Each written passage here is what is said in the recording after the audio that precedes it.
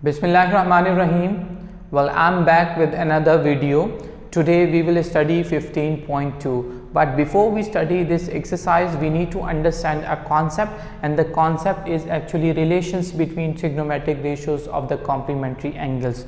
For your understanding, I have made a chart in front of you. आप इस chart को पूरी exercise में अपने सामने देखेंगे, क्योंकि तमाम एक्सरसाइज में तमाम क्वेश्चंस के अंदर हमें बार बार इसकी ज़रूरत पड़ेगी। और ये चार्ट कैसे बनेगा, आप इसके लिए इससे पिछली वीडियो देखिएगा जिसमें हमने डिटेल से डिस्कस किया था कि trigonometric ratio of 30 degree, 45 degree और 60 डिग्री कैसे जो है वो फाइंड की जाती हैं। और फिर चार्ट बनाने का वीडियो के एंड में मैंने आपको एक आसान प्रोसेस भी समझाया था। अब अगर आप इस चार्ट को देखें तो आपको एक चीज़ का अंदाज़ा होगा कि जब यहाँ साइन 30 डिग्री की वैल्यू दी जा रही है, एग्जैक्टली कॉस 60 डिग्री की सेम वैल्यू है। या अगर हम इसको थोड़ा वाइस वर्सा करके देखें, यानी साइन 60 डिग्री जो आपको दिया जा रहा है, कॉस 30 डिग्री आपको वही दिया जा रहा है। अगर आप 30 डिग्री और 60 डिग्री को जब अपने जहन में रखेंगे तो आप सोचें कि 60 डिग्री और 30 डिग्री को ऐड करने से 90 डिग्री बनता है, यानी कॉम्प्लीमेंट्री एंगल का रिलेशनशिप यही हमें बताता है। यानी कॉम्प्लीमेंट्री एंगल का रिलेशनशिप हमें बताएगा कि साइन 30 डिग्री कॉस 60 डिग्री के बराबर है, या फिर मैं कहूँगा कि साइन 45 डिग्री कॉस 45 डिग्री के बराबर है। साइन 60 डिग्री कॉस 30 डिग्री के बराबर होगा। अगर मैं इसके अलावा बाकी बात करूँ, मैं आपसे कहूँ कि साइन 10 डिग्री किसके बराबर होगा, तो आप 10 को 90 से माइनस करेंगे, 80 आंसर आएगा, तो आप कहेंगे कॉस 80 डिग्री के बराबर होगा। इसे हम लिख के भी समझ लेते हैं ताकि आपके लिए ज़्यादा आसानी हो जाए। अगर मैं लिखूं कि साइन कितने डिग्री लेते हैं, फॉर एग्जांपल 30 डिग्री लेते हैं। अब 30 डिग्री के लिए हम लिखेंगे कि ये साइन, एक स्टेप बीच में ऐड कर लेते हैं, 90 में से अगर मैं 60 डिग्री को माइनस करूंगा तो तब जाके 30 डिग्री आएगा। तो इसका मतलब ये हुआ कि साइन 30 डिग्री किसके बराबर आएगा, कॉस 60 डिग्री के बराबर आ जाएगा। इसी तरह हम बाकी ट्रिग्नोमेट्रिक रेशियोज को भी देखेंगे। अगर आप टेन और कॉट का रिलेशनशिप देखेंगे तो आपको अंदाज़ा होगा कि यही सेम इसी तरीके से रिलेशनशिप कॉम्प्लीमेंट्री एंगल्स के हिसाब से कॉट और टेन में मौजूद है। तो हम कह सकते हैं कि 10 इसी तरह ले लेते हैं 60 डिग्री, हम क्या लिखेंगे 10, 90 में से कितना माइनस करें कि 60 डिग्री आएगा, 30 डिग्री माइनस करना पड़ेगा, और इससे क्या बनेगा, इससे बन जाएगा कॉट 30 डिग्री। आप देखें साइन 30 डिग्री का कॉम्प्लीमेंट्री एंगल के हिसाब से रिलेशनशिप कॉस 60 डिग्री से बन रहा है। टेन 60 डिग्री का रिलेशनशिप कॉम्प्लीमेंट्री एंगल के हिसाब से कॉट 30 डिग्री से बन रहा है। इसी तरह हम कहेंगे सेक, और यहाँ मैं एक ऐसी वैल्यू ले लेता हूँ जो हमें नहीं दी जा रही चार्ट में, जैसे मैं आपको कह देता हूँ 10 डिग्री। लेकिन आप अगर इन दोनों कॉन्सेप्ट को समझ चुके हैं तो अब आप खुद अंदाज़ा लगा सकते हैं कि सेक जो है, पहले मैं लिखूँगा सेक और यहाँ लिखेंगे 90 में से कितना माइनस करेंगे, 10 बनेगा, तो हम कहेंगे 80 डिग्री। यही सेम रिलेशनशिप अगर आप देखें चार्ट के हिसाब से, तो जो सेक 30 डिग्री की वैल्यू है वो कॉसेक 60 डिग्री की वैल्यू है। सिमिलरली 45 डिग्री, जब सेक 45 डिग्री है तो कॉसेक भी 45 डिग्री सेम है। सेक 60 डिग्री है तो कॉसेक 30 डिग्री है। तो इसी तरह अगर हम कहेंगे कि सेक 10 डिग्री है तो कॉसेक कितने डिग्री हो जाएगा, 80 डिग्री हो जाएगा एग्जैक्टली। और ये बहुत आसान कॉन्सेप्ट था। अब हमारे पास दो किस्म की चीज़ें आ गई। एक है relationship between trigonometric ratios of the complementary angles, ये कॉन्सेप्ट आपके सामने मौजूद है। इससे पहले आप एक इन्वर्स का कॉन्सेप्ट भी पढ़ चुके हैं। इन्वर्स के कॉन्सेप्ट में आपने पढ़ा था कि साइन का इन्वर्स कॉसेक है, कॉस का इन्वर्स सेक है और टेन का इन्वर्स कॉट है। ये भी हम यहाँ से समझ लेते हैं। अगर आप देखें साइन 30 डिग्री है तो एग्जैक्ट बिल्कुल सेम वैल्यू आपको कहाँ नज़र आ जाएगी, आपको कॉसेक के इसमें इन्वर्स नज़र आ रहा है, यानी 1/2 का इन्वर्स क्या है, 2 है। इसी तरह आप देखें कॉसेक जो है, कॉस जो है वो 30 डिग्री है तो सेक इसका ही इन्वर्स है। √3/2 का इन्वर्स क्या होगा, 2/3। 10 का इन्वर्स क्या है, 1/√3 का √3 आ जाएगा। तो यहाँ हमने दो कॉन्सेप्ट्स देख लिए, एक मल्टीप्लिकेटिव इन्वर्स का कॉन्सेप्ट देख लिया और दूसरा हमने कॉम्प्लीमेंट्री एंगल के हिसाब से ट्रिग्नोमेट्रिक रेशियोज को, उनके रिलेशनशिप्स को समझा। ये दोनों कॉन्सेप्ट आपको हेल्प आउट करेंगे जब आप एक्सरसाइज 15.2 के क्वेश्चंस को सिंप्लीफाई करेंगे।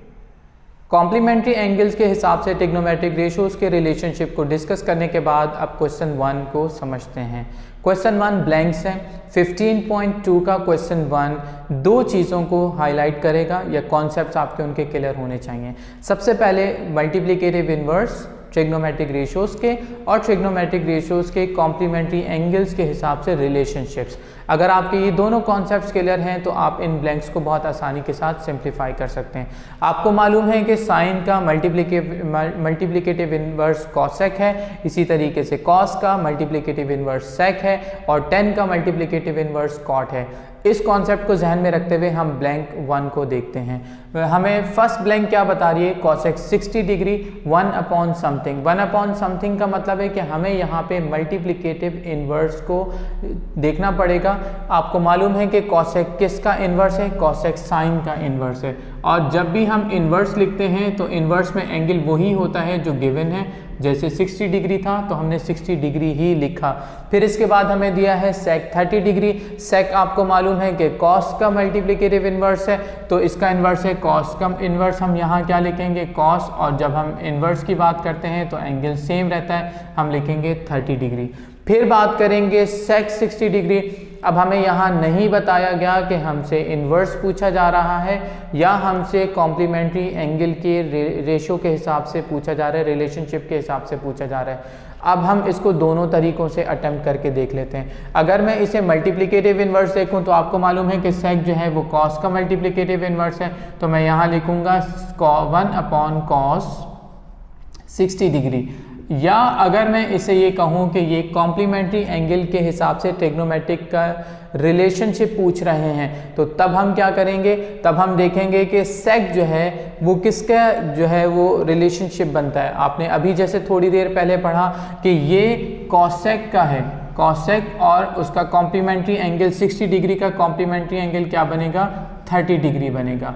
आप यहाँ चेक भी कर सकते हैं कि सेक जो है वो 60 डिग्री और सेक 60 डिग्री और कॉसेक 30 डिग्री आपस में बराबर हैं, तो आप इस टेबल से भी इसको समझ सकते हैं। फिर इसके बाद हमने देखा साइन 20 डिग्री। साइन 20 डिग्री के हिसाब से इन्होंने दिया है कि साइन 90 माइनस 70 यानी 20 डिग्री ही बनेगा, लेकिन 70 जो है वो 20 का कॉम्प्लीमेंट्री एंगल है, तो हम क्या कहेंगे कि कॉस 70 डिग्री यहाँ बनेगा। यानी ये कॉम्प्लीमेंट्री एंगल के हिसाब से रिलेशनशिप पूछा जा रहा है ट्रिग्नोमेट्रिक रेशियोज का। अब कॉस है, कॉस का रिलेशन किससे बनता है, साइन से, तो ये 10 है। 90 में से कितना माइनस करेंगे, 80 डिग्री को माइनस करेंगे। जब भी एंगल लिखेंगे डिग्री का साइन जरूर लगाएंगे, तो इसका मतलब ये कितना हो जाएगा, साइन 80 डिग्री आ जाएगा। इसी तरह लिखा है 10 40 डिग्री। 10 40 डिग्री का मतलब कितने में से 50 माइनस करेंगे तो 40 बनेगा, डेफिनेटली 90। कॉम्प्लीमेंट्री एंगल के लिए आपने हमेशा 90 डिग्री को ही जहन में रखना है, क्योंकि दो एंगल मिलके जब 90 डिग्री बनाते हैं तो वो कॉम्प्लीमेंट्री एंगल कहलाते हैं। So now you can see here 90 minus 50 degree makes 40 degree. तो इसका मतलब ये हुआ कि 10 का कॉम्प्लीमेंट्री एंगल के हिसाब से रिलेशनशिप किससे बनता है, कॉट से। तो हम यहाँ क्या लिखेंगे, cot 50 degree. Cot 50 degree 10 40 degree के बराबर है। फिर हम देखेंगे सेक, यहाँ 90 माइनस 10 कितना आएगा, 80 डिग्री, तो हम यहाँ लिख लेंगे 80 डिग्री है। फिर इसके बाद हम देखेंगे कि सेक का रिलेशन किससे बनता है, कॉसेक से, तो हम लिखेंगे यहाँ कॉसेक 10 डिग्री। फिर है कॉसेक 10 डिग्री, तो सेक कितने डिग्री आ जाएगा, 90 माइनस 10 करेंगे तो 80 डिग्री आ जाएगा। फिर इसके बाद है 10 20 डिग्री। 10 का कॉम्प्लीमेंट्री एंगल के हिसाब से रेशो किससे बनता है, कॉट से, तो यहाँ आ जाएगा कॉट 70 डिग्री। तो आप अब ये सवाल भी पूछ सकते हैं कि यहाँ ऑब्जेक्टिव में थर्ड में हमें जब मालूम नहीं है कि हमसे इन्वर्स पूछा जा रहा है या हमसे किस जो है वो कॉम्प्लीमेंट्री एंगल के हिसाब से रिलेशनशिप पूछा जा रहा है, तो हम पेपर में क्या करेंगे। पेपर में आपको ब्लैंक्स नहीं दी जाती, पेपर्स में आपको ऑब्जेक्टिव्स दिए जाते हैं, तो इसलिए ऑब्जेक्टिव में जो आपको आंसर दिया जाएगा आप उसके हिसाब से डिसाइड कर सकेंगे कि कॉम्प्लीमेंट्री एंगल्स के हिसाब से ट्रिग्नोमेट्रिक रेशियो का रिलेशन दिया गया है या आपको मल्टीप्लिकेटिव इन्वर्स दिया है। जो दिया जाएगा आप करेक्ट आंसर को सेलेक्ट कर लेंगे। आई होप आपको ये सवाल अच्छे तरीके से समझ आया होगा। इसके बाद हम क्वेश्चन 2 को डिस्कस करते हैं।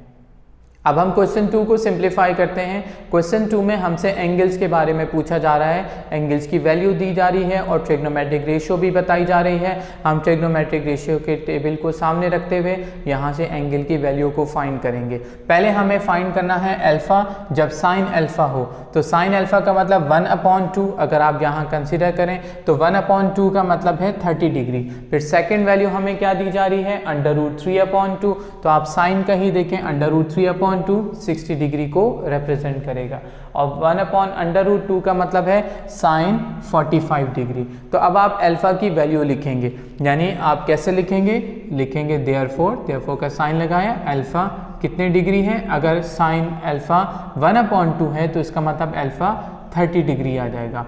फिर हम इसके बाद लिखेंगे देयरफॉर अल्फा अगर √3 है तो ये 60 डिग्री है। टेबल सामने मौजूद है, बहुत आसानी से समझ आ रहा होगा सबको। अब हम लिखेंगे अल्फा और ये कितने डिग्री है, 45 डिग्री है। अब सेकंड क्या दिया जा रहा है, बीटा। बीटा किसके हिसाब से, कॉस के हिसाब से दिया जा रहा है। अब हम कॉस को कंसीडर करेंगे। कॉस √3/2 कब होता है, जब 30 डिग्री हो। फिर इसके बाद 1/√2 कब है, जब 45 डिग्री हो, और 1/2 कब है, जब 60 डिग्री हो।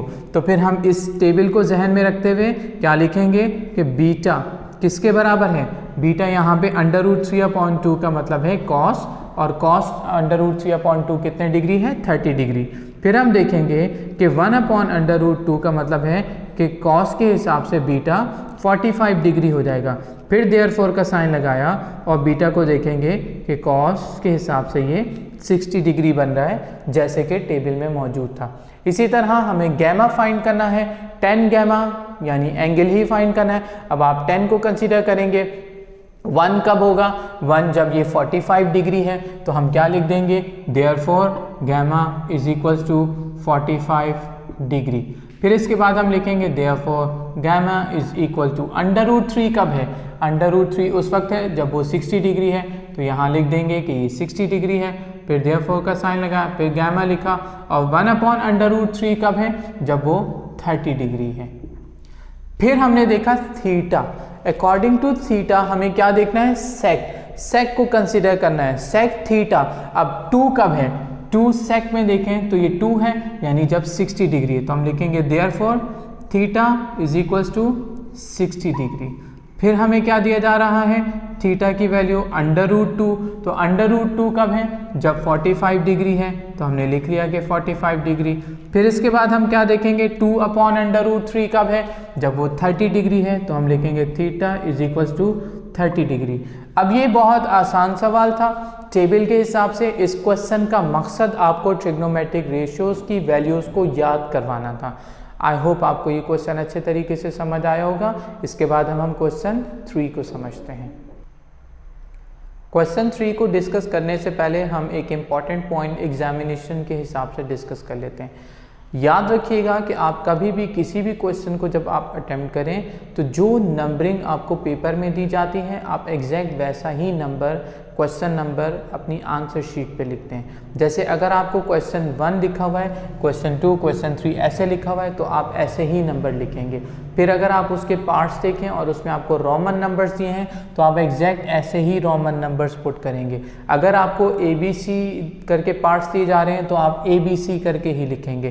क्वेश्चन नंबर को बिल्कुल एक्यूरेट लिखें। जो नंबर आपको पेपर में दिया जा रहा है वही सेम नंबर आपकी आंसर शीट पे मौजूद होना चाहिए।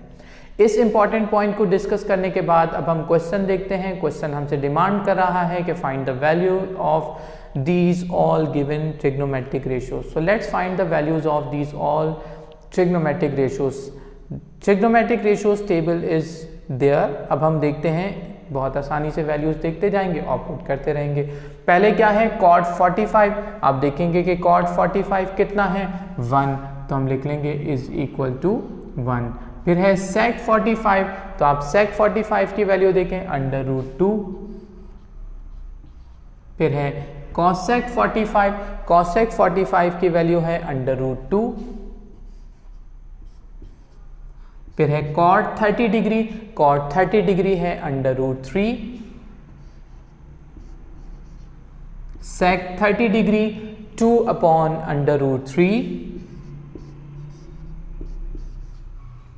cosec 30 डिग्री 2, फिर इसके बाद है cot 60 डिग्री, cot 60 डिग्री मौजूद कितना है 1/√3, फिर है sec 60 डिग्री कितना दिया जा रहा है 2, फिर है cosec 60 डिग्री 2/√3,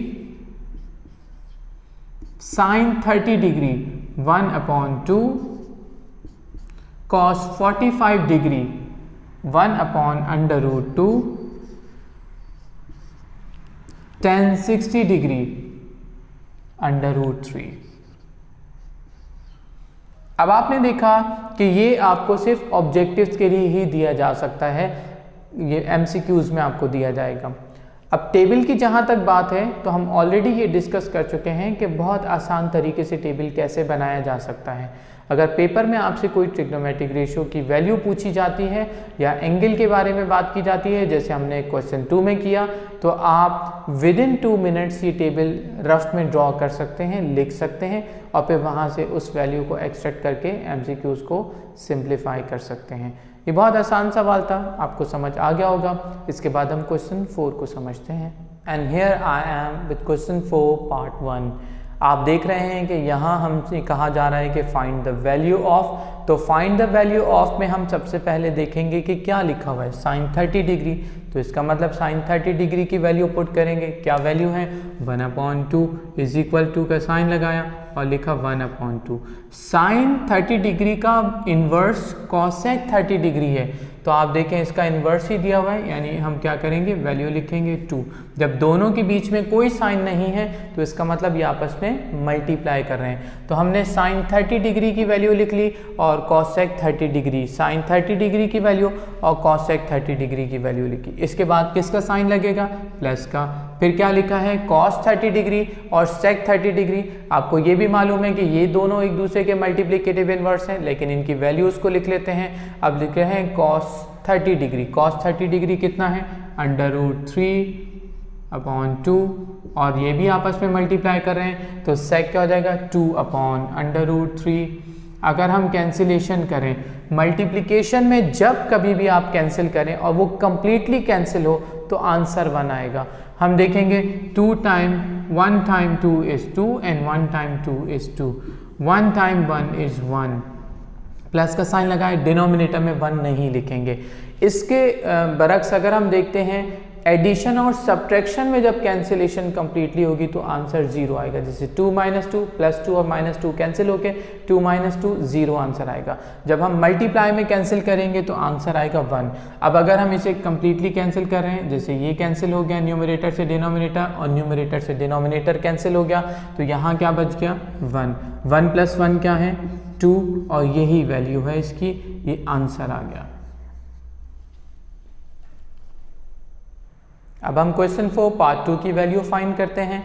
क्या दिया जा रहा है cos 60 डिग्री, cos 60 डिग्री की वैल्यू कितनी है 1/2 इज इक्वल टू का साइन लगाया 1/2 लिखा, फिर यहाँ कोई साइन नहीं है दोनों के बीच तो मल्टीप्लाई का साइन आएगा, फिर लिखा है sin 60 डिग्री और आपको मालूम है कि इसकी वैल्यू है √3/2, फिर किस चीज़ का साइन आएगा प्लस का, फिर cosec 60 डिग्री, cosec 60 डिग्री है 2/√3 और फिर इसके बाद मल्टीप्लाई sec 60 डिग्री कितना है 2। तो हमने ये वैल्यूज़ लिख ली। लिखने के बाद अब हम इसे सिंप्लीफाई करेंगे। सिंप्लीफिकेशन करते हुए आप ख्याल रखेंगे कि अगर मल्टीप्लिकेशन में न्यूमरेटर और डिनोमिनेटर कैंसिल हो जाए तो ठीक है, अगर नहीं कैंसिल होगा तो आप न्यूमरेटर को न्यूमरेटर से मल्टीप्लाई करेंगे और डिनोमिनेटर को डिनोमिनेटर से मल्टीप्लाई कर देंगे। तो हम इसे क्या लिखेंगे 1 से मल्टीप्लाई करेंगे तो ये 3/√3 ही रहेगा, क्योंकि 1 से कुछ भी मल्टीप्लाई हो तो वो ही रहता है। 2 टाइम 2 को 1 से मल्टीप्लाई करें तो 2 ही रहेगा, 7 को 1 से मल्टीप्लाई करें तो 7, इसी तरह √3 को 1 से मल्टीप्लाई किया तो 3 ही रहा। 2 × 2 = 4 और फिर यहाँ जाएगा प्लस, और जब हम यहाँ देखेंगे तो डिनोमिनेटर नहीं दिया हुआ, डिनोमिनेटर ना हो तो क्या होगा 1 डिनोमिनेटर है। 2 को 2 से मल्टीप्लाई कर देंगे और √3 को 1 से मल्टीप्लाई करेंगे।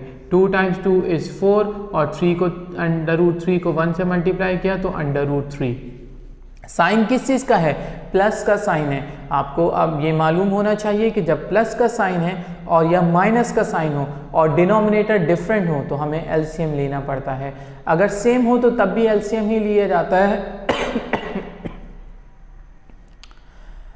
आपको ये मालूम होना चाहिए कि जब डिनोमिनेटर डिफरेंट हो तो हम एलसीएम लेते हैं। सिमिलर डिनोमिनेटर में भी जब प्लस और माइनस का साइन दिया जाएगा तो डिनोमिनेटर्स को कंसीडर करते हुए एलसीएम लिया जाएगा। चाहे डिनोमिनेटर सेम हो या डिफरेंट हो, हम एलसीएम के प्रोसेस को फॉलो करते हैं। अगर आप 4 और √3 का एलसीएम लें तो इसका एलसीएम क्या होगा? 4 और √3 को मल्टीप्लाई कर दें, ये कर दिया, 4 √3 इसका एलसीएम आएगा। जो आपका आंसर आएगा या एलसीएम आएगा उस एलसीएम को आप डिवाइड करते हैं डिनोमिनेटर से और मल्टीप्लाई करते हैं न्यूमरेटर से। अगर मैं 4 √3 को डिवाइड करूं 4 से तो 4 से 4 कैंसिल, क्या बच जाएगा? √3। √3 को √3 से मल्टीप्लाई करेंगे, यहाँ लिखेंगे √3 मल्टीप्लाई बाय √3 और प्लस का साइन आएगा। अब हम देखेंगे क्योंकि प्लस लिखा हुआ है, अब जब हम इस डिनोमिनेटर को 4 √3 को इससे डिवाइड करेंगे तो √3 से √3 कैंसिल, क्या बचा? 4 से 4 को मल्टीप्लाई कर देंगे, 4 टाइम्स 4। अगर आप डायरेक्ट स्टेप करना चाहें तो आप डायरेक्ट भी कर सकते हैं, जैसे √3 और √3 आपस में मल्टीप्लाई होके क्या हो जाएगा? 3, क्योंकि √3 का मतलब है हाफ पावर और यहाँ भी √3 का मतलब है हाफ पावर। हाफ और हाफ पावर मिलके 1 कंप्लीट पावर बन जाएगी, 1 पावर नहीं लिखी जाती। फिर हम क्या देखेंगे? 4 टाइम्स 4 इज़ 16 और डिनोमिनेटर में क्या आएगा? 4 √3।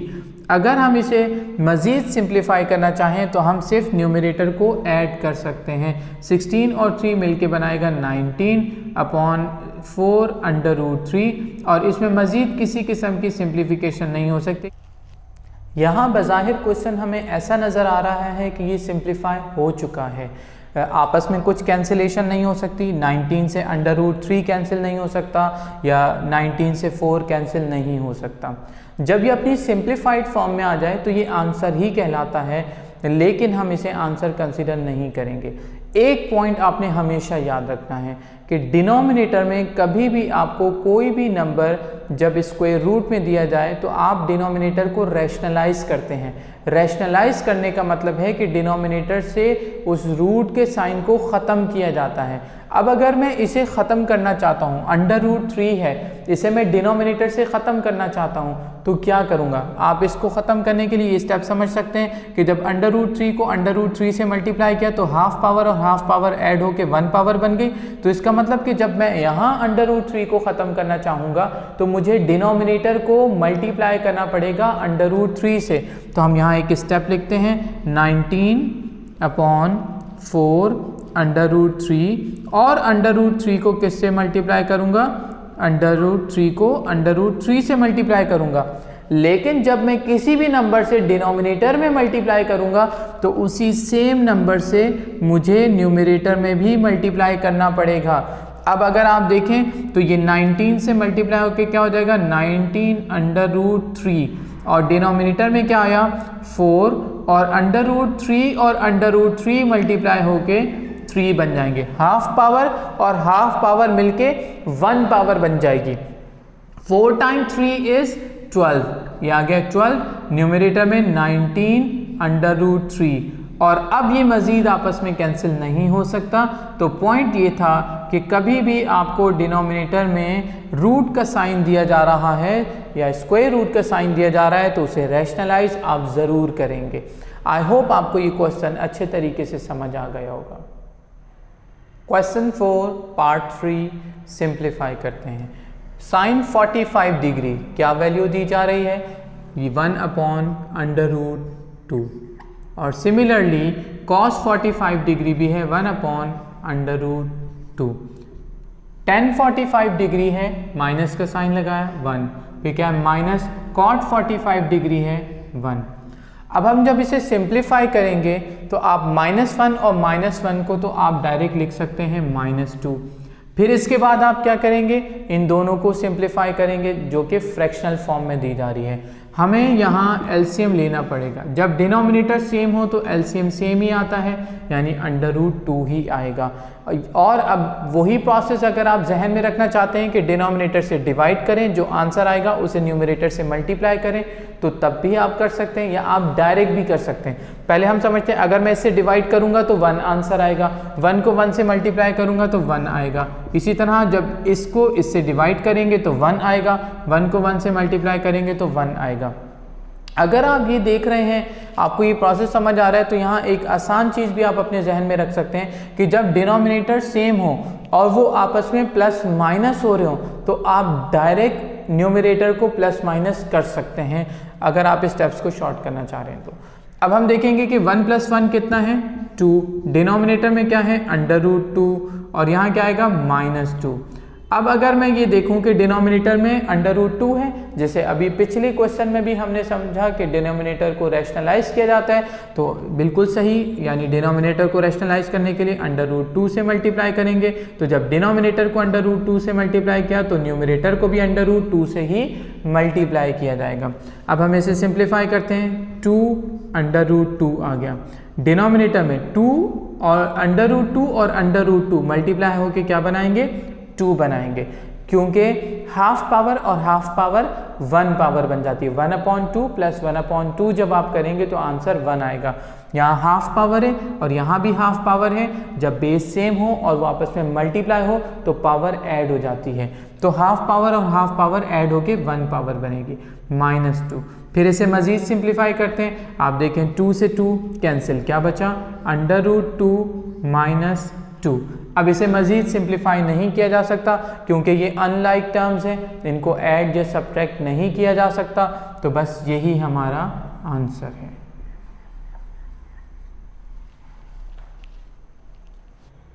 sin 30 degree cos 45 degree minus sin 30 degree sin 45 degree, values put करते हैं और सिंप्लीफाई करते हैं। देखेंगे कि sin 30 डिग्री कितनी वैल्यू दी जा रही है, 1/2, और फिर इसे मल्टीप्लाई करेंगे। cos 45 डिग्री कितना दिया जा रहा है, 1/√2, माइनस sin 30 डिग्री कितना दिया जा रहा है, 1/2, और sin 45 डिग्री की वैल्यू है 1/√2।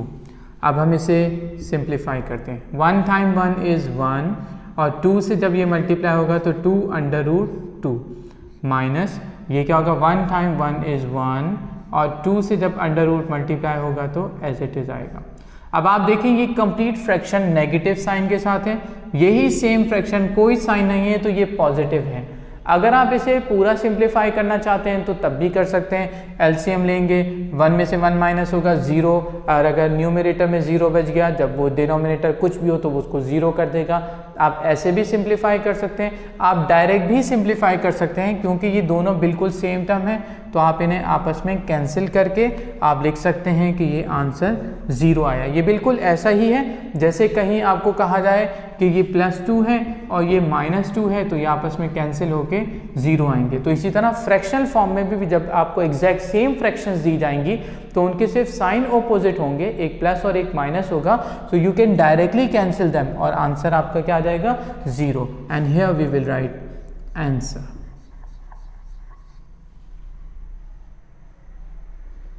क्वेश्चन 4 पार्ट 5 को सिंप्लीफाई करते हैं। अब जो हमसे डिमांड किया जा रहा है हम उसके हिसाब से वैल्यूज़ को पुट करते चले जाएंगे और देखेंगे कि क्या स्टेप बनते हैं। पहले आप फ्रैक्शन के लिए न्यूमरेटर और डिनोमिनेटर में देखेंगे। न्यूमरेटर में साइन tan 30 डिग्री दिया जा रहा है, tan 30 डिग्री की वैल्यू है 1/√3। किस चीज़ का साइन है, प्लस का साइन लिखा। tan 45 आपको मालूम है क्या आता है, 1। फिर इसके बाद हम देखेंगे 1 माइनस tan 30 डिग्री कितना है, 1/√3। अब यहाँ कोई साइन नहीं है तो जैसे आपको बताया कि मल्टीप्लाई का साइन है, tan 45 कितना है, 1। अब ये हमारे पास एक कंप्लीट फ्रैक्शन बन गई जिसमें न्यूमरेटर अलग सिंप्लीफाई होगा और डिनोमिनेटर अलग सिंप्लीफाई होगा। दोनों को अलग अलग सिंप्लीफाई करते हैं। देखते हैं ये क्या बनेगा। ये है 1/√3 और यहाँ आएगा +1। और अगर मैं इसे इस फॉर्म में लिख दूँ डिवाइड, क्योंकि ये कंप्लीट डिनोमिनेटर है तो मैं इसे डिवाइड की फॉर्म में लिख दूंगा। -1 × 1 = 1 और ये क्या हो जाएगा √3। ये डिवाइड कर रहा है। अब हम इसे सिंप्लीफाई करेंगे। डिनोमिनेटर को डिवाइड करके यहाँ लिख दिया ताकि सिंप्लीफिकेशन आसान हो जाए हमारे लिए। अब हम देखेंगे कि यहाँ एलसीएम क्या आ रहा है। यहाँ डिनोमिनेटर 1 है तो एलसीएम √3 आएगा। √3 से √3 कैंसिल हो जाएगा। जैसे हमने डिस्कस किया था कि अगर मैं 1 से मल्टीप्लाई करूंगा तो ये सेम रहेगा। ये एलसीएम आ गया। एलसीएम आने के बाद हम डिनोमिनेटर से डिवाइड करते हैं और न्यूमरेटर से मल्टीप्लाई करते हैं। तो √3 को जब √3 से डिवाइड करेंगे तो आंसर 1 आएगा। 1 से 1 मल्टीप्लाई होके क्या आएगा 1 प्लस, अगर मैं √3 को 1 से डिवाइड करूंगा तब क्या आंसर आएगा √3 ही आंसर आएगा। 1 किसी भी नंबर को डिवाइड करेगा वही आंसर आएगा। तो √3 आंसर आया। √3 को जब मैं 1 से मल्टीप्लाई करूंगा तो यहाँ पे √3 आएगा। इस प्रोसेस को बहुत ध्यान से समझेंगे। दोबारा यही स्टेप्स आ रहे हैं, आप रिपीटिशन हो जाएगी। देखें डिनोमिनेटर क्या मौजूद है, डिनोमिनेटर 1 है। 1 और √3 का जो है वो एलसीएम क्या आएगा, मल्टीप्लाई करें। 1 से मल्टीप्लाई करेंगे तो √3 ही आंसर यानी डिनोमिनेटर एलसीएम आ जाएगा। अब आप डिनोमिनेटर से डिवाइड करेंगे, जो आंसर आएगा उसे आप मल्टीप्लाई करेंगे न्यूमरेटर से। आपने √3 को जब 1 से डिवाइड किया तो √3 ही आया। √3 को जब 1 से मल्टीप्लाई करेंगे तो √3 आएगा माइनस। √3 को जब √3 से डिवाइड किया तो आंसर 1 आया और 1 को 1 से मल्टीप्लाई किया तो 1 ही रहेगा। अब हम नेक्स्ट स्टेप देखते हैं। नेक्स्ट स्टेप क्या है, ये सिंप्लीफाई नहीं हो सकता और ये √3 इससे कैंसिल भी नहीं हो सकता। इसी तरीके से ये भी सिंप्लीफाई नहीं हो सकता। हम रेसिप्रोकल ले लेते हैं। ये क्या है 1 + √3/√3 और क्या हो जाएगा, डिवाइड को मल्टीप्लाई में चेंज करेंगे तो इसका रेसिप्रोकल या मल्टीप्लिकेटिव इन्वर्स आ जाएगा। क्या बन जाएगा √3/√3 -1। अब हम √3 से √3 को कैंसिल कर देंगे। कैंसिल करने के बाद देखेंगे कि न्यूमरेटर में क्या बचा, यानी जब हमने मल्टीप्लिकेशन में कैंसिल करते हैं, डिवीजन में कैंसिल करते हैं तो 1 आंसर आता है। अब हम देखेंगे कि ये यहाँ बचा न्यूमरेटर 1 + √3, यानी यहाँ अगर मैं कहूँ कि 1 बचा तो 1 से मल्टीप्लाई होके यही रहेगा, और अगर यहाँ 1 बचा तो ये 1 से मल्टीप्लाई होके यही रहेगा। डिनोमिनेटर में क्या आया √3 -1। बज़ाहिर अब हमें ये नज़र आ रहा है कि ये मज़ीद सिंप्लीफाई नहीं हो सकता, लेकिन हमने अभी 2 क्वेश्चंस पहले भी ये सिंप्लीफाई किया था कि हम डिनोमिनेटर को रैशनलाइज ज़रूर करते हैं। अगर हम यहाँ देखें तो √3 दिया जा रहा है, डिनोमिनेटर को कैसे रैशनलाइज करेंगे, इसके कॉन्जुगेट से हमें मल्टीप्लाई और डिवाइड करना पड़ेगा। इसके कॉन्जुगेट क्या बनेगा, √3 - 1 का कॉन्जुगेट बनेगा √3 + 1। तो इसका मतलब ये हुआ कि हमें डिनोमिनेटर और न्यूमरेटर दोनों को √3 + 1 से मल्टीप्लाई करना पड़ेगा। तो हम मजीद स्टेप यहाँ लिखते हैं, देखते हैं कि स्टेप्स क्या बनेंगे।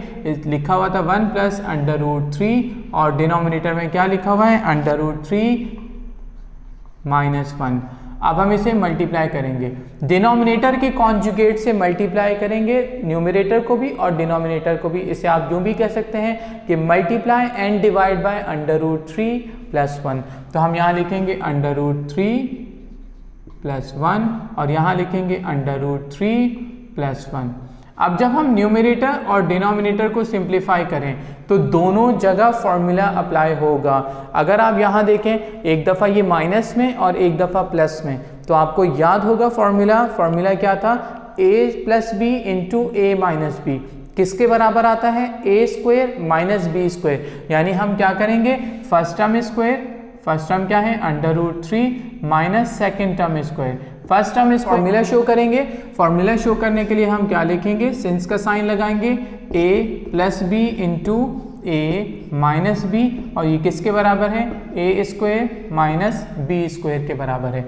इसी तरह अब हम जब न्यूमरेटर को देखेंगे तो यहाँ आप फोकस कीजिएगा कि दोनों टर्म्स बिल्कुल सेम है। जैसे ये क्या दिया जा रहा है 1 प्लस अंडर रूट 3, और ये क्या है अंडर रूट 3 प्लस 1, तो प्लस में आगे पीछे टर्म्स लिखने से कोई फर्क नहीं पड़ेगा। ये बेसिकली अब आप इसे कंसीडर करें कि दोनों 1 प्लस अंडर रूट 3 ही हैं। तो अगर मैं कहूँ कि ये भी 1 प्लस अंडर रूट 3 है और ये भी 1 प्लस अंडर रूट 3 है, तो आप देखें कि यहाँ 1 पावर है और यहाँ कितनी पावर दी जा रही है 1 पावर। जब बेस सेम हो और वो मल्टीप्लाई हो तो पावर आपस में ऐड हो जाती हैं। ऐड होने से क्या बन जाएगा 1 प्लस अंडर रूट 3 और इसके पावर हो जाएगी 2, 1 प्लस 1 2 आ जाएगा। अब हम यहाँ भी एक फॉर्मूला अप्लाई करेंगे। फॉर्मूला क्या बनेगा, a plus B whole square किसके बराबर है, A square plus 2ab plus B square. देखते हैं कि स्टेप क्या बनता है। अब हम यहाँ पे लिखेंगे A square plus 2ab plus B square. A क्या वैल्यू दी जा रही है 1 और बी की क्या वैल्यू दी जा रही है अंडर रूट 3 और डिनोमिनेटर को हम देखेंगे स्क्वायर से रूट कैंसिल हुआ 3 और यहाँ क्या बचेगा 1 स्क्वायर क्या होगा 1 ही। अब मजीद एक फॉर्मूला हमें शो करने की ज़रूरत है। फॉर्मूला क्या बनेगा, फॉर्मूला बनेगा a plus B whole square is equals to A square plus 2ab plus B square. यहाँ पे हम एक बहुत बेसिक स्टेप भी समझ लेते हैं कि जो फॉर्मूले की साइड आपको गिवन होती है आप हमेशा उसे पहले लिखते हैं और जो हम नेक्स्ट स्टेप में लिखते हैं उसे हम बाद में लिखते हैं। जैसे अगर मैं यहाँ देखूँ तो हमें क्या दिया हुआ था a minus B into A plus B, और ये किसके बराबर है A square minus B square के। तो हमने इस फॉर्मूले को ऐसे लिखा। कई जगहों पे फॉर्मूला यूं भी लिखा जा सकता है A square minus B square is equal to A minus B into A plus B, यानी इसकी लेफ्ट हैंड साइड और राइट हैंड साइड एक्सचेंजेबल हैं, इन्हें दूसरे तरीके से भी लिख सकते हैं। लेकिन ये डिपेंड करता है कि आपने क्वेश्चन में क्या स्टेप्स किए। अगर क्वेश्चन में ये आपको पहले दिया और इसको सिंप्लीफाई करके आपने ये बनाया तो इसके हिसाब से ही स्टेप लिखेंगे। जैसे अब यहाँ पे आप देखें तो ये A plus B whole square equals to A square plus 2ab plus B square, तो हमने फॉर्मूले को इसके हिसाब से ही मेंशन किया। अब हम सिंप्लीफाई करेंगे, जैसे जैसे क्वेश्चन आगे बढ़ता चला जाएगा हम उसे सिंप्लीफाई करते चले जाएंगे। 3 माइनस 1 2 बनेगा, यहाँ 1 स्क्वायर 1 होगा प्लस यहाँ क्या बन जाएगा 1 टाइम 2 इज 2 और अंडर रूट 3 आ जाएगा, और फिर उसके बाद स्क्वायर से रूट कैंसिल हुआ तो क्या बचा 3 बच गया। अब हम देखेंगे ये क्या है 1 प्लस 3 कितना बनेगा 4 प्लस 2 अंडर रूट 3 अपॉन 2। अब जब डिनोमिनेटर में 2 है तो हम ये देखेंगे कि 2 डिनोमिनेटर दोनों को डिवाइड कर रहा है, यानी ये फर्स्ट टर्म और सेकंड टर्म दोनों को डिवाइड करेगा। तो दोनों को डिवाइड करने के लिए आप दोनों को अलग अलग भी लिख सकते हैं। मैं लिख सकता हूँ 4 upon 2 plus 2 under root 3 upon 2। हम इसे सेपरेट करके लिख लेंगे। लिखने के बाद आप देखें 2 से 2 कैंसिल हो गया और यहाँ 1 और ये 2 टाइम्स 2 इज 4। अब हम देख रहे हैं कि स्टेप क्या बना, स्टेप बना 2 प्लस अंडर रूट 3 और यही हमारा रिक्वायर्ड आंसर है। अब आप कहेंगे कि ये क्वेश्चन बहुत लेंदी है, लेकिन ये आसान सवालात हैं। तमाम के तमाम क्वेश्चंस को आपने कैसे सिंप्लीफाई करना है, जो आपको ट्रिग्नोमेट्रिक रेशियोज दी जा रही हैं आप उनकी वैल्यूज़ को पुट करें और जो सिस्टमैटिक उनके स्टेप्स बनते चले जाएंगे उसको लॉजिकली सॉल्व करेंगे। ऑल्दो वो आपको देखने में लेंदी लगेगा लेकिन वो सिंप्लीफिकेशन के हिसाब से बहुत आसान सवाल होगा।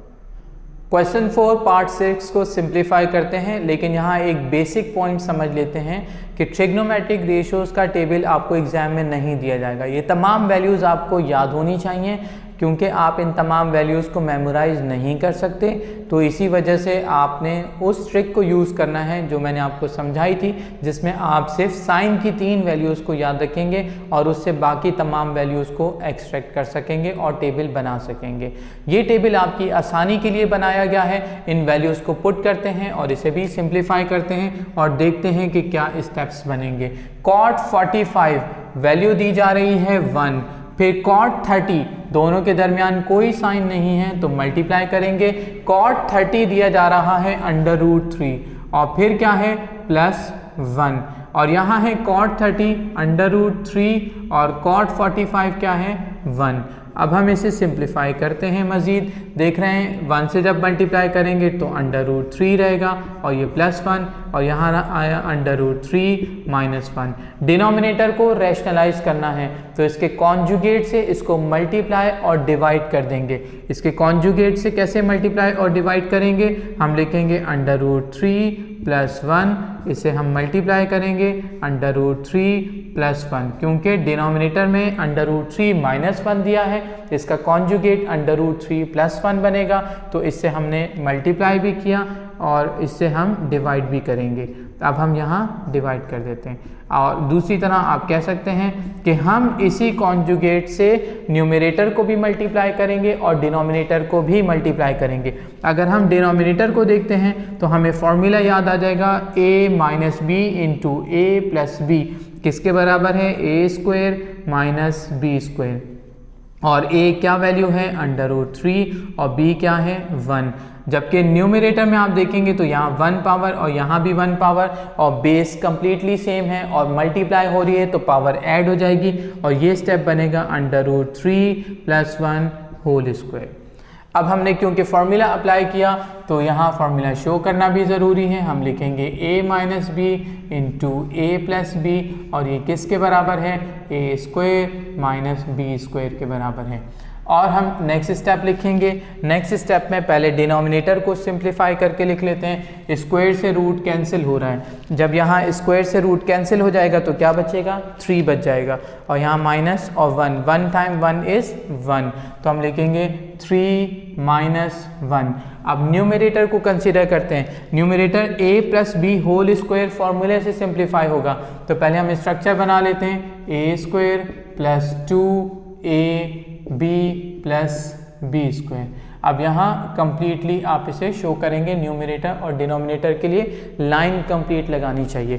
फिर अब हम देखेंगे कि यहाँ a की क्या वैल्यू है, √3 दी जा रही है और यहाँ क्या वैल्यू दी जा रही है, √3 और यहाँ क्या है 1 और यहाँ भी लिखेंगे 1। अब हमने क्योंकि यहाँ फार्मूला अप्लाई किया तो फार्मूला शो करेंगे, सिंस का साइन लगाया और लिखेंगे a + b होल स्क्वायर किसके बराबर है, a² + 2ab + b² के बराबर है। और अब हम इसे सिंप्लीफाई करते हैं मज़ीद। डिनोमिनेटर में 3 - 1 क्या बचेगा, 2 स्क्वायर से रूट कैंसिल, क्या बचा 3 + 2 से जब ये मल्टीप्लाई होगा 1 तो 1 टाइम 2 इज़ 2 और √3 आएगा और फिर 1 टाइम 1 इज़ 1 आ जाएगा। और आप देखेंगे कि 3 + 1 कितना बनेगा, 4 + 2 √3/2। अब ये 2 दोनों को डिवाइड कर रहा है तो इसलिए हम इसे बिल्कुल अलग अलग करके भी लिख सकते हैं। हम लिखेंगे 4 / 2 + 2 √3/2। अब हम इसे कैंसिल करें तो 2 से 2 कैंसिल हुआ और यहाँ हम कैंसिल करें तो 2 आ जाएगा। फिर हम क्या लिखेंगे, 2 + √3 और ये क्वेश्चन कंप्लीटली सिंप्लीफाई हो गया। क्वेश्चन 5 पार्ट 1 को सिंप्लीफाई करते हैं। वेरीफाई दैट, यानी वेरीफाई दैट का मतलब हमें वेरीफाई करना है। क्या वेरीफाई करना है, लेफ्ट हैंड साइड और राइट हैंड साइड आपस में बराबर आनी चाहिए, ये वेरिफिकेशन हम करेंगे। अब इस वेरिफिकेशन के लिए क्वेश्चन आपके सामने मौजूद है। यहाँ एक बेसिक पॉइंट को डिस्कस कर लेते हैं। कभी क्वेश्चन में लिखा हुआ हो सिंप्लीफाई दैट तो फिर आप यहाँ हेडिंग सिंप्लीफिकेशन के हिसाब से सॉल्यूशन की हेडिंग आएगी। सेकंड, अगर आपको लिखा हो प्रूव दैट तो फिर आप यहाँ हेडिंग प्रूफ की लिखेंगे। जहाँ लिखा हुआ है वेरीफाई दैट तो इसलिए हमने हेडिंग दे दी वेरिफिकेशन। अब हम देखेंगे कि क्या वैल्यूज है। आपके सामने ट्रिग्नोमेट्रिक रेशियोज का टेबल बना हुआ है। ये टेबल आपको ज़बानी याद होना चाहिए, जैसे हम ऑलरेडी डिस्कस कर चुके हैं। अब देखेंगे इन वैल्यूज़ को जो हमें रिक्वायर्ड है वो यहाँ से लेके लिखते जाएंगे और क्वेश्चन को सिंप्लीफाई करेंगे। पहले लिखा है साइन 60 डिग्री, अगर आप देखें तो साइन 60 डिग्री √3/2 है, तो हम यहाँ लिख लेंगे √3/2। फिर इसके बाद क्या दिया जा रहा है, इज इक्वल का साइन है, 2 लिखा और फिर इसके बाद साइन 30 डिग्री कितना है, 1/2 लिख लिया। कॉस 30 डिग्री कितना है, √3/2, तो √3/2 इसे लिख लिया। अब इसके बाद आप देखें ये कैंसिल हो रहा है और यहाँ क्या बचा, √3/2 ये एज इट इज़ आया, इज इक्वल का साइन 1 से मल्टीप्लाई होकर ये √3/2 2 ही रहेगा। यहाँ कुछ चीज़ों का आप ख्याल रखेंगे कि किसी भी वैल्यू को लेफ्ट हैंड साइड से राइट हैंड साइड या राइट हैंड साइड से लेफ्ट हैंड साइड शिफ्ट नहीं करेंगे। लेफ्ट हैंड साइड को लेफ्ट हैंड साइड पे ही सिंप्लीफाई करते जाएं और राइट हैंड साइड को राइट हैंड साइड पे ही सिंप्लीफाई करते रहें। जहाँ वो आपस में बराबर आ जाएंगे तो आप कहेंगे कि ये क्वेश्चन वेरीफाई हो गया, यानी साइन 60 डिग्री 2 साइन 30 डिग्री और कॉस 30 डिग्री के बराबर है। अब हम यहाँ लिख लेंगे वेरीफाइड। वेरिफिकेशन का तरीका एक और भी हो सकता है, यानी आप लेफ्ट हैंड साइड लिखें और पहले लेफ्ट हैंड साइड को सिंप्लीफाई कर दें, फिर आप राइट हैंड साइड लिखें और राइट हैंड साइड को सिंप्लीफाई कर दें और आखिर में लिख दें hence left hand side equals to right hand side.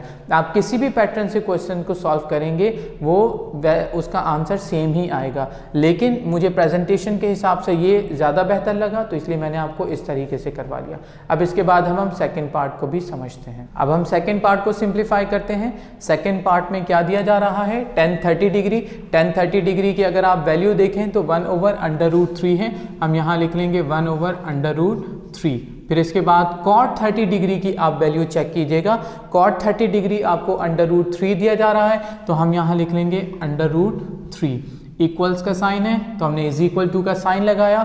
फिर उसके बाद साइन सेक 30 डिग्री है, सेक 30 डिग्री कितना है 2/√3, हमने लिख लिया 2/√3 और कोई साइन नहीं है तो इसका मतलब ये आपस में मल्टीप्लाई कर रहे हैं। फिर है sec cosec 30 degree, cosec 30 degree की वैल्यू 2 दी जा रही है, हमने यहाँ 2 लिख लिया। अब आप लेफ्ट हैंड साइड को सिंप्लीफाई करें और साइमल्टेनियसली राइट हैंड साइड को भी सिंप्लीफाई करते चले जाएंगे। यहाँ डिनोमिनेटर नहीं है तो क्या आएगा 1। अब जहाँ प्लस का साइन है तो एलसीएम लिया जाएगा, √3 और 1 का एलसीएम √3 ही आएगा। और आपको मालूम है कि हम एलसीएम लेने के बाद क्या करते हैं, डिनोमिनेटर से डिवाइड करते हैं और न्यूमरेटर से मल्टीप्लाई करते हैं। अगर मैं √3 को √3 इस √3 को √3 से डिवाइड किया जाएगा तो 1 आंसर आएगा और 1 को जब 1 से मल्टीप्लाई करेंगे तो 1 ही रहेगा। जब मैं √3 को 1 से डिवाइड करूंगा तो आंसर क्या आएगा, √3 आएगा। √3 को जब √3 से मल्टीप्लाई करेंगे तो हाफ पावर और हाफ पावर मिलके कितनी हो जाएगी 1 पावर, और 1 पावर नहीं लिखी जाती। जबकि इसके सामने हम क्या लिखेंगे 2 × 2 = 4 और डिनोमिनेटर में क्या आ जाएगा √3। इसके डिनोमिनेटर में कुछ नहीं था तो क्या होगा 1, न्यूमरेटर से न्यूमरेटर मल्टीप्लाई होगा, डिनोमिनेटर से डिनोमिनेटर मल्टीप्लाई होगा। यहाँ ये कॉन्सेप्ट रिवाइज हो गया जो आप ऑलरेडी कई दफ़ा पढ़ चुके हैं कि अगर मल्टीप्लिकेशन का साइन है तो न्यूमरेटर से न्यूमरेटर और डिनोमिनेटर से डिनोमिनेटर को मल्टीप्लाई किया जाता है, लेकिन अगर फ्रैक्शन में जब प्लस या माइनस का साइन हो तो आप एलसीएम लेते हैं। 3 + 1 कितना आएगा 4 और डिनोमिनेटर में क्या आया √3 और ये किसके बराबर है 4/√3। आप देख रहे हैं कि लेफ्ट हैंड साइड और राइट हैंड साइड आपस में बराबर हो गई तो हम यहाँ लिख देंगे वेरीफाइड, यानी ये वेरीफाई हो गया कि ये आपस में बराबर हैं। क्वेश्चन 5 पार्ट 3 को सिंप्लीफाई करते हैं। क्या लिखा हुआ है cos 60 डिग्री, साथ साथ वैल्यूज को पुट करते चले जाते हैं। cos 60 डिग्री क्या वैल्यू दी जा रही है 1/2, हम लिख देंगे 1/2 माइनस साइन 60 डिग्री कितना दिया जा रहा है √3/2 तो लिख देंगे √3/2 और होल स्क्वायर, क्योंकि यहाँ होल स्क्वायर लिखा हुआ है।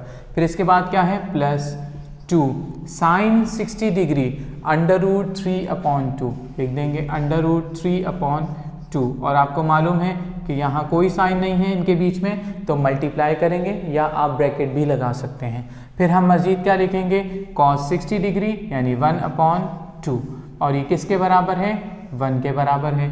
यानी जब हम इसे सिंप्लीफाई करेंगे तो लेफ्ट हैंड साइड और राइट हैंड साइड बराबर हो जाएंगी, 1 = 1 आएगा। अब हम देखते हैं इसे कैसे सिंप्लीफाई करेंगे। डिनोमिनेटर सेम हो तो आपको मालूम है कि न्यूमरेटर को डायरेक्ट प्लस माइनस किया जा सकता है। यहाँ क्या लिखेंगे 1 - √3 लिख देंगे और इसका हमने होल स्क्वायर कर दिया। डिनोमिनेटर सेम था, डायरेक्ट न्यूमरेटर को माइनस कर दिया। यहाँ पे हम 2 से 2 कैंसिल करेंगे, प्लस का साइन आया, क्या लिखेंगे √3/2। ऐसा क्यों हुआ, क्योंकि जब हम √3 को 1 से मल्टीप्लाई करेंगे तो √3 आएगा। डिनोमिनेटर में यहाँ क्या था 1 और जब 2 को 1 से मल्टीप्लाई किया तो 2 ही आया और फिर ये किसके बराबर है, ये 1 के बराबर है। अब मज़ीद सिंप्लीफिकेशन की तरफ जाते हैं। यहाँ डिनोमिनेटर को अगर हम देखें तो इसका डिनोमिनेटर आएगा 4, जब 2 का स्क्वायर किया जाएगा तो 4 आ जाएगा। लेकिन न्यूमरेटर में हम फॉर्मूला अप्लाई करेंगे। फॉर्मूला क्या अप्लाई होगा? Formula a minus B whole square. तो हम पहले स्ट्रक्चर बना लेते हैं। स्ट्रक्चर क्या है? a square minus 2ab plus B square. और आप हमेशा ये याद रखिएगा कि न्यूमरेटर और डिनोमिनेटर के दरमियान लगने वाली लाइन कंप्लीटली एक दूसरे को कवर कर रही हो। फिर हम यहाँ क्या लिखेंगे? क्या वैल्यू आएगी? 1, यानी a की क्या वैल्यू दी जा रही है? 1, और b की क्या वैल्यू दी जा रही है? √3, और यहाँ क्या लिखेंगे? √3 लिखेंगे। फिर यहाँ क्या लिखा हुआ है? प्लस √3/2। इस स्टेप को समझने के बाद इज इक्वल टू 1। हमने इस स्टेप में क्या किया? इस स्टेप में हमने 2 का स्क्वायर लिया तो ये 4 हो गया। 1 minus √3a minus B whole square फॉर्मूले से ओपन हुआ, इसे एज इट इज़ लिखा और 1 को हमने लिख लिया। लिखने के बाद क्योंकि हमने फॉर्मूला अप्लाई किया so we need to show it, so let's write it. अब क्या लिखेंगे? a minus B whole square किसके बराबर है? a square minus 2ab plus B square. हमने फॉर्मूला शो कर दिया। अब यहाँ डिनोमिनेटर में क्या दिया जा रहा है? 4 दिया जा रहा है। अब हम इसे ओपन करते हैं। 1 स्क्वायर क्या होगा? 1 माइनस 2 से मल्टीप्लाई होगा तो क्या हो जाएगा? 2√3, बिकॉज 1 टाइम 2 इज 2। और जब हम स्क्वायर से रूट कैंसिल हो जाएगा, क्या बचा? 3 बच गया। Plus √3/2 is equal to 1। इसे मज़ीद सिंप्लीफिकेशन की तरफ ले जाएंगे तो क्या स्टेप बनेगा? अगर हम देखें तो इन दोनों का एलसीएम लेना पड़ेगा। इन दोनों का एलसीएम 2 और 4 का एलसीएम 4 ही आएगा। फिर हम देखेंगे कि यहाँ पे 3 में से जब आप 1 को ऐड करेंगे तो क्या बनेगा? 4 बन जाएगा। फिर लिखेंगे माइनस और यहाँ क्या आ जाएगा? 2√3। ठीक है, ये आ गया। लेकिन मैं साथ ही एलसीएम ले चुका हूँ, यानी मैंने क्या किया? 4 और 2 का एलसीएम लिया। जब 4 और 2 का एलसीएम लिया तो 4 एलसीएम आया। वही रूल रखेंगे, डिनोमिनेटर से इसे डिवाइड करेंगे एलसीएम को। 4 को 4 से डिवाइड करेंगे तो 1, और जब ये कंप्लीटली 1 से मल्टीप्लाई होगा तो ये यही रहेगा। अब फिर किस चीज़ का साइन है? प्लस का साइन है। जब हम 4 को 2 से डिवाइड करेंगे तो आंसर क्या आएगा? 2 को इससे मल्टीप्लाई करेंगे तो क्या हो जाएगा? 2√3 इज इक्वल टू 1। अब हम इसे देखते हैं कि मजीद क्या सिंप्लीफाई हो रहा है। माइनस 2√3 प्लस 2√3 दोनों ऑपोजिट साइन के साथ दिए हुए हैं तो ये कैंसिल हो गया। क्या बचा? 4/4। तो अगर मैं यहाँ पे इम्प्लाइज दैट का साइन लगाऊं और स्टेप लिखूं 4/4 इज इक्वल टू 1, तो आप देखें ये मैंने लिखा 4/4 और इज इक्वल टू 1। अब जब हम 4 को 4 से कैंसिल करेंगे तो स्टेप क्या बनेगा? 1, और ये किसके बराबर आ रहा है? 1। तो जब दोनों साइड्स आपस में बराबर हो गई तो हम यहाँ क्या लिखेंगे? वेरीफाइड, यानी ये वेरीफाई हो गया कि लेफ्ट हैंड साइड और राइट हैंड साइड आपस में बराबर हैं। या हम यूँ कह सकते हैं कि ये जो सवाल हमें दिया जा रहा था जिसमें इज इक्वल टू का साइन था, यानी left hand side right hand side आपस में इक्वल शो हो रही थी, तो कंप्लीट सॉल्यूशन के बाद हमारे सामने ये वेरीफाई हो गया कि ये वाकई में आपस में बराबर हैं। अब हम इस क्वेश्चन को सिंप्लीफाई करेंगे। क्वेश्चन आपके सामने लिखा हुआ है, जो वैल्यूज़ हमें रिक्वायर्ड हैं वो पुट करेंगे और जैसे स्टेप्स बनते चले जाएंगे उनको सिंप्लीफाई करते रहेंगे और यकीनन आंसर लेफ्ट हैंड साइड और राइट हैंड साइड इक्वल होंगी तो वेरीफाई हो जाएगा। अब हम देखते हैं कि क्या लिखा हुआ है। 2 sin 45 डिग्री, पहले हमने लिखा 2 और क्योंकि कोई साइन नहीं है इन दोनों के बीच में तो मल्टीप्लिकेशन का साइन होगा। 45 डिग्री का मतलब है 1/√2, हमने ये लिखा 1/√2 और फिर किस चीज़ का साइन है? प्लस, फिर क्या लिखेंगे? 1/2 और फिर cosec 45 डिग्री। cosec 45 डिग्री कितना है? √2 दिया जा रहा है तो मल्टीप्लाई कर देंगे √2 से। ये किसके बराबर है? इज इक्वल टू 3/√2, ये लिख लिया। अब हम देखते हैं कि क्या सिंप्लीफिकेशन के स्टेप्स बन रहे हैं। तो पहले इन्हें आपस में मल्टीप्लाई कर देंगे। जब 1 को 2 से मल्टीप्लाई करेंगे तो 2 आएगा और डिनोमिनेटर में √2 ही लिखा जाएगा। फिर प्लस इसके बाद क्योंकि इसका डिनोमिनेटर 1 है, 1 से मल्टीप्लाई होके यही रहेगा। इसका डिनोमिनेटर भी 1 है, 2 को जब इससे मल्टीप्लाई करेंगे तो 2 ही आएगा। 1 को √2 से मल्टीप्लाई करेंगे तो √2 आ जाएगा और ये किसके बराबर है? √3 सॉरी ये क्या हो गया?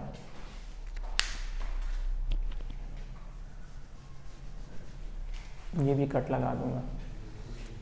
अच्छा, इसको ये नहीं था।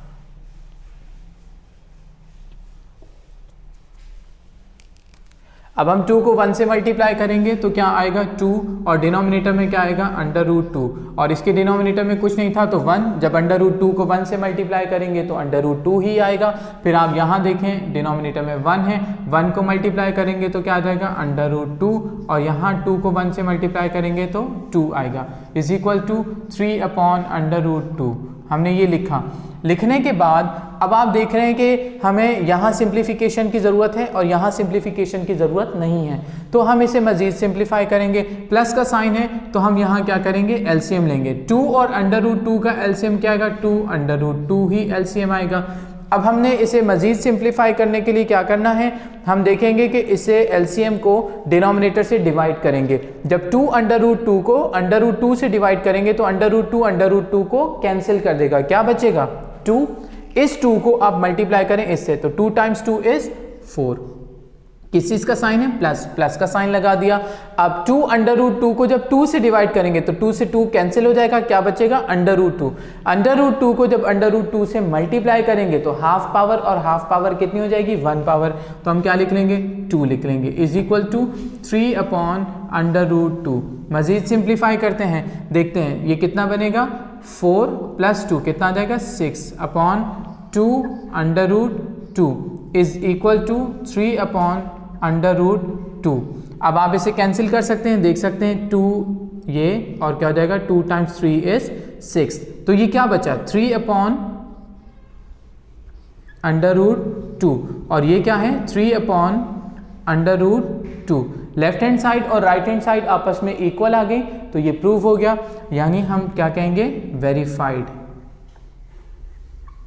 ये वेरिफिकेशन कंप्लीट हो गई। आई होप आपको ये सवाल अच्छे तरीके से समझ आया होगा।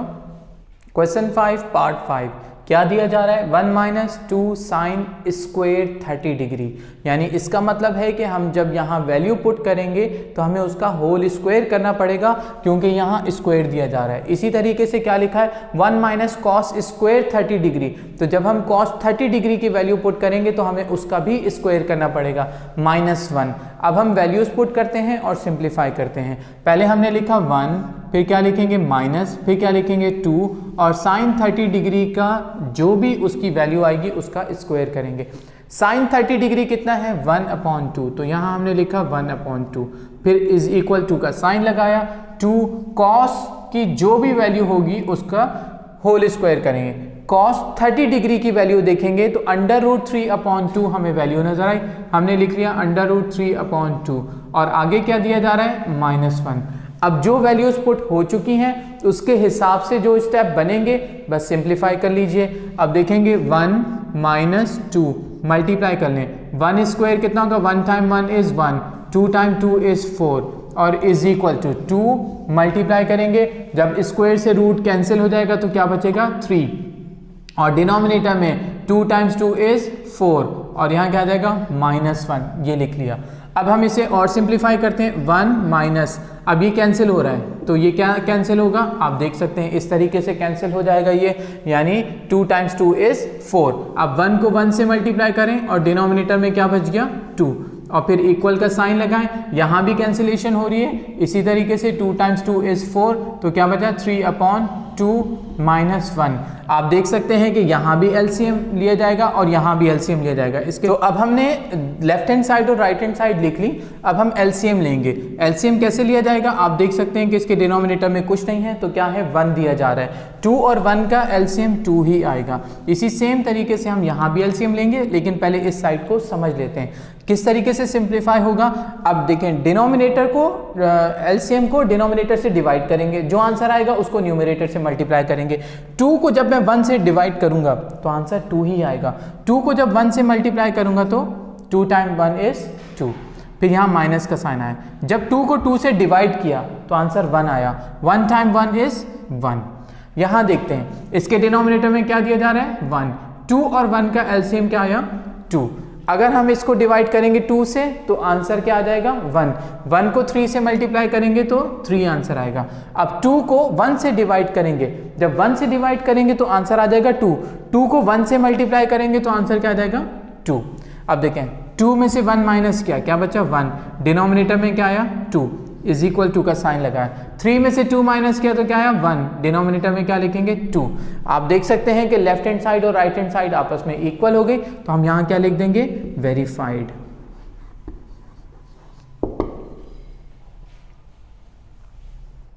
Sign square 60 degree plus cos square 60 degree is equal to 1। यहां वैल्यूज पुट करते हैं। साइन 60 डिग्री की वैल्यू है √3/2, हमने लिखा √3/2 और इसका हम होल स्क्वायर कर लेंगे और फिर क्या करेंगे प्लस कॉस 60 डिग्री की वैल्यू पुट करेंगे और ये 1 के बराबर आना चाहिए।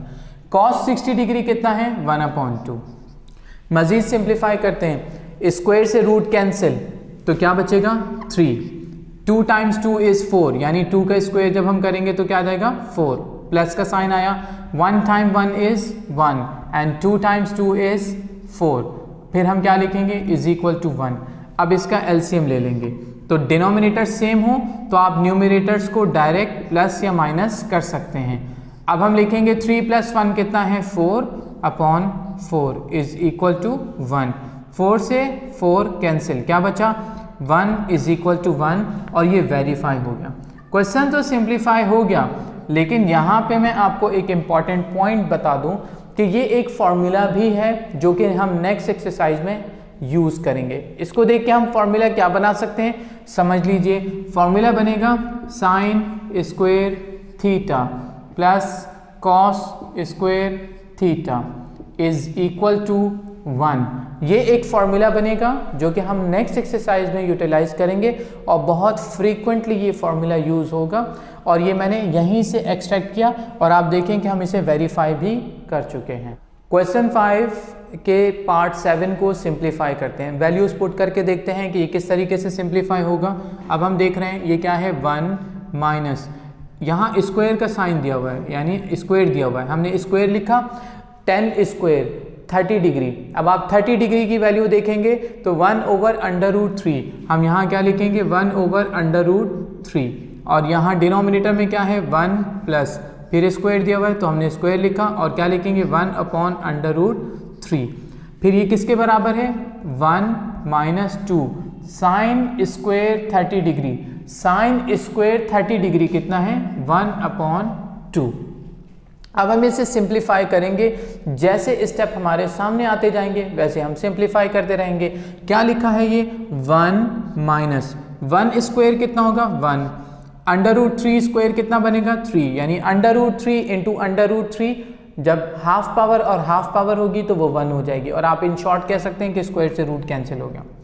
मैं इस डिनोमिनेटर को डिवाइड का साइन डाल के लिख रहा हूँ ताकि हमें इसे सिंप्लीफाई करने में आसानी हो। ये डिनोमिनेटर है, मैंने डिवाइड का साइन डाल दिया बजाय डिनोमिनेटर में लिखने के। अब क्या लिखा 1 लिखने के बाद अब क्या लिखेंगे प्लस का साइन, 1 स्क्वायर क्या होगा 1 और यहाँ स्क्वायर से रूट कैंसिल हुआ तो क्या बचा 3 बच गया। अब सेकेंड साइड पे आते हैं, यहाँ क्या है 1 - 2 और इसे मल्टीप्लाई करें, 1 स्क्वायर कितना है 1 और 2 स्क्वायर कितना हो जाएगा 4। ये साइड तो बहुत आसान सी नज़र आ रही है लेकिन ये थोड़ी कॉम्प्लिकेटेड है, इसको सिंप्लीफाई करते हैं। अगर मैं यहाँ एलसीएम लूँ तो एलसीएम क्या आएगा 3। अब आप देखें यहाँ डिनोमिनेटर में 1 है, 1 से 3 को डिवाइड करेंगे 3 आंसर आएगा, 3 को 1 से मल्टीप्लाई किया जाएगा तो 3 ही आएगा, माइनस 3 को 3 से डिवाइड करेंगे 1 आंसर आएगा, 1 को 1 से मल्टीप्लाई करें 1 आ जाएगा, डिवाइड का साइन लिखा। अब ये एक फ्रैक्शन बन चुकी है तो आप यहाँ पे ब्रैकेट हटा सकते हैं। डिनोमिनेटर में क्या है 1 और यहाँ क्या है 3, तो 3 और 1 का एलसीएम क्या आएगा 3 आएगा। 1 से जब 3 को डिवाइड करेंगे तो 3 और 3 को 1 से मल्टीप्लाई किया तो 3 टाइम 1 इज 3, 3 से 3 डिवाइड किया तो 1, 1 time 1 is 1 is equal to 1 minus, इसे कैंसिल करेंगे, कैंसिलेशन के बाद ये बचेगा, क्या बचेगा ये 1/2। अब हम देखेंगे डिवाइड के साइन को मल्टीप्लाई में चेंज करें तो इसका रेसिप्रोकल आ जाएगा, ये बन रहा है 4/3, 4/3 का रेसिप्रोकल क्या बनेगा 3/4 और ये क्या बन रहा है 3 में से माइनस किया तो 2/3 इज इक्वल टू, यहाँ एलसीएम लेंगे तो क्या आएगा 2 एलसीएम आने के बाद अब वही रूल है कि डिनोमिनेटर से डिवाइड करेंगे यानी 1 से 2 को डिवाइड करेंगे तो 2 बचेगा, 2 को 1 से मल्टीप्लाई करेंगे तो 2 ही आएगा। 2 से 2 डिवाइड करेंगे 1 आएगा, 1 से 1 मल्टीप्लाई होके 1 आ जाएगा। अब आप देखें यहाँ कैंसिलेशन हो रही है, 3 से 3 कैंसिल हो गया और 2 से ये 4 कैंसिल हुआ, तो क्या बचा 1/2।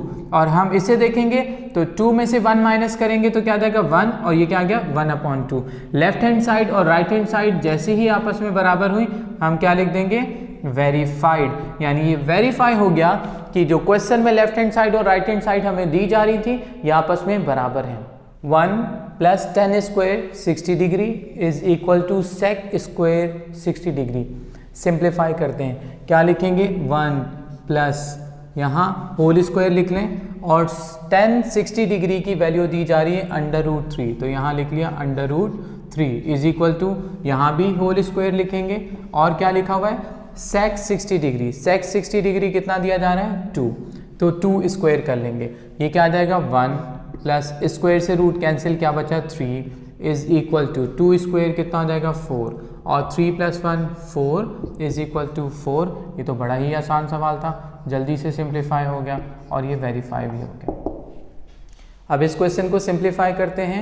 अगर कोई क्वेश्चन आपको देखने में लेंथी भी लगे तो ये याद रखिएगा कि ये क्वेश्चंस बहुत आसान है, बस सिर्फ आपको वैल्यूज़ मालूम होनी चाहिए। मैं एक बात दोबारा दोहरा देता हूँ कि पेपर में आपको ट्रिग्नोमेट्रिक रेशियोज़ का टेबल नहीं दिया जाएगा, लेकिन अब तक आपको ये समझ आ चुका है कि आप इस टेबल को खुद से कैसे बना सकते हैं।